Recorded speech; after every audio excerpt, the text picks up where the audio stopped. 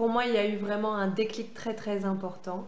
C'est que, voilà, j'avais prévu d'arrêter mon travail quelques mois, de le quitter, pour faire de la place à... Voilà, je sentais bien que j'étais pas à la bonne place, pas dans mon métier.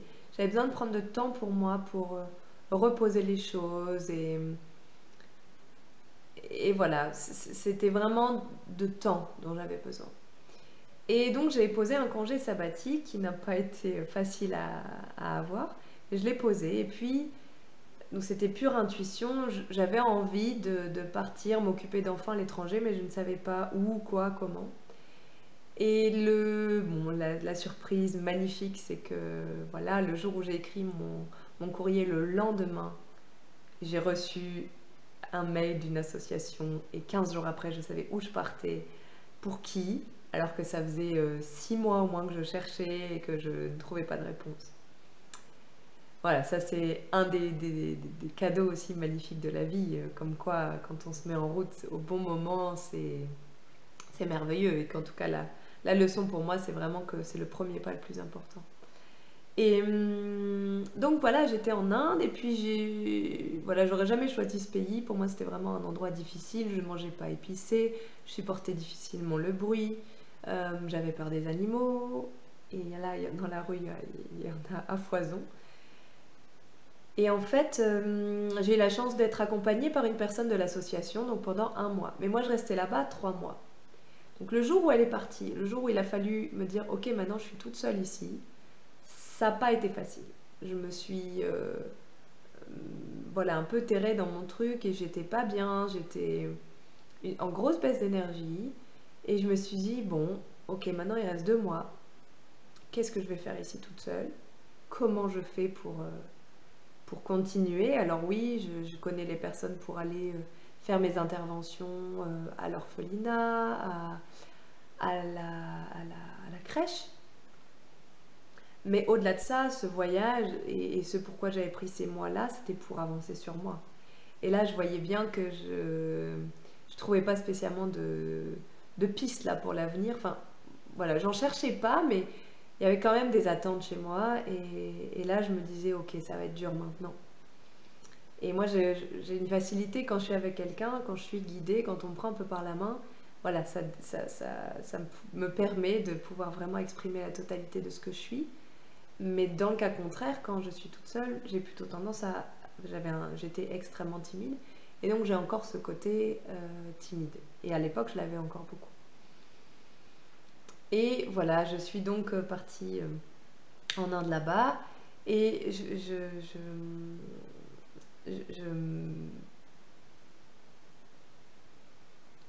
voilà, donc en fait, j'étais là-bas.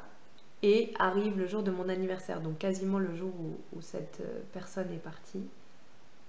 Et là, je me suis dit, ok, maintenant il faut se prendre en main. Donc, je me suis secouée un peu et je me suis dit, qu'est-ce que je peux bien faire pour m'aider? Comment je peux me faire accompagner ici?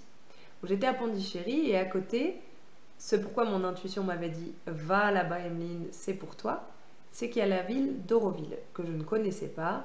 J'ai découvert en arrivant là-bas, enfin, en tout cas dans mon petit guide avant d'y aller, c'est la seule page que j'avais lue. Et je vois qu'à Auroville, il y a un stage qui est proposé d'art-thérapie et yoga. Alors, je vous avoue, ça m'a vraiment pas fait grand-chose, parce que art-thérapie, j'en avais jamais fait. Yoga, j'en avais jamais fait. Donc, je me suis dit, bon, voilà. Et j'ai l'habitude aujourd'hui de prendre vraiment les choses telles qu'elles viennent. Donc, je me suis dit, ok, si je veux me faire un stage et que c'est ça qui est proposé, c'est ça que je dois faire. Point.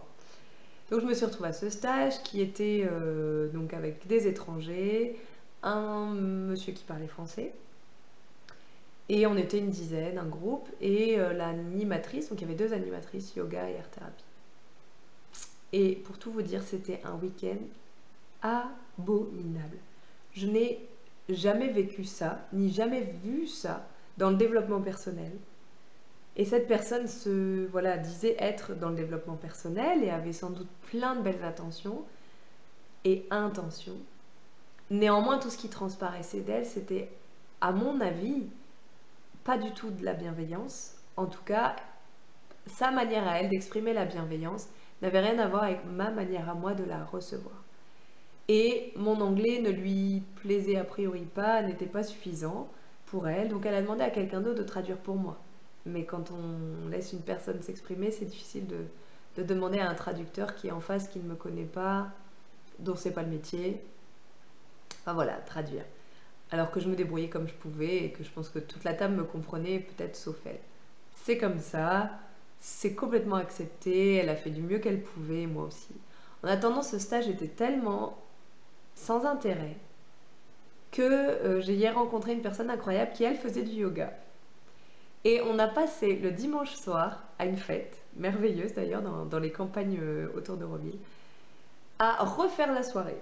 C'est-à-dire à refaire tout le week-end. C'est-à-dire que elle et moi avec ma créativité et elle avec le yoga, on a construit un stage qui aurait pu être merveilleux, qui ne l'était clairement pas, mais nous, on a reconstruit le nôtre. On s'est beaucoup amusé à le faire. Ça nous a fait très plaisir. On s'est dit, mais en fait, si cette dame peut le faire, je peux le faire. Voilà. Voilà avec quoi je suis repartie de ce stage et ce avec quoi j'ai fini aussi mon séjour en Inde. Grâce à ce week-end-là, j'ai quand même rencontré des personnes super que j'ai donc continué à voir par la suite, des personnes qui, comme moi, m'a cherché à rencontrer autre chose, à en connaître sur une culture, à, voilà, à se bouger en fait, à se bouger pour grandir, pour évoluer. Et donc j'ai passé 2 mois très très beaux, très différents du premier mois, vraiment merveilleux. J'ai découvert plein de choses. J'ai découvert la méditation dynamique grâce à un coach, Pradip, qui m'a pris sous son aile, si je peux dire comme ça. Et voilà, et quand je suis revenue, ben, c'était le flou total dans ma vie, puisque à l'époque j'étais en couple. Et, euh, et j'ai eu beaucoup de mal à revenir en France, pas parce que j'avais vécu l'Inde, j'étais complètement OK avec ça, mais je me retrouvais tout d'un coup dans un appartement avec un homme et j'avais l'impression qu'on parlait plus la même langue. J'avais l'impression qu'on se comprenait plus et que ma vie n'avait rien à voir avec ce que je pouvais faire en fait, qu'elle avait rien à voir avec mon potentiel. Et il m'a fallu voilà 2 mois, j'étais vraiment pas bien, je me suis cherchée, j'ai cherché des solutions, j'ai eu beaucoup de discussions avec pas mal de personnes pour me conseiller et pour m'aider à y voir plus clair. Et là, j'ai un jour, donc merci à une grande amie, Fatima, qui a remis ces mots dans ma bouche et dans sa bouche, puisque en mangeant un midi avec elle, et elle est très bonne voilà, pour aider à faire le clair sur une situation. Et elle m'a dit, mais en fait, tout ce que tu me racontes là, tu voudrais pas faire de l'art-thérapie? Et là, ça m'a refait comme voilà, une étincelle de me dire, oh, mais c'est vrai, j'ai vécu ça en Inde et j'en ai rien fait en fait. Je l'ai vécu, c'était marrant, c'était bien, enfin c'était bien de rencontrer ces personnes, c'était une expérience, voilà, mais après j'en ai rien fait. Et finalement, elle a ouvert cette case de, bah, et pourquoi pas? Et pourquoi pas? Ben là, voilà, après ce rendez-vous, j'ai cherché sur internet les formations qu'il y avait dans mon coin et j'ai trouvé des choses qui me plaisaient pas du tout. Et puis voilà, au détour de recherche, je suis tombée sur un site internet qui m'a plu. J'ai appelé cette personne, la formatrice Anne-Catherine, et puis voilà, pour moi ça a été tout de suite un bon feeling. Et là, elle m'annonce que la formation démarre dans une semaine et qu'il reste une place. Voilà. Donc ça, c'est les signes de la vie qui m'ont amené à me former dans ce domaine. Et depuis, ben voilà, clairement, le jour où je me suis retrouvée sur cette chaise, dans cet atelier en formation, tout ce que j'étais depuis toujours, tous mes traits de caractère, ma capacité à écouter les autres, ma créativité, le chant, la danse, la peinture, l'écriture, enfin, tout ça prenait un sens et là où c'était merveilleux, c'est que ça venait répondre à mes valeurs de mettre tout ça au service de l'autre. Et là, ça a été magique d'être assis sur cette chaise, vraiment.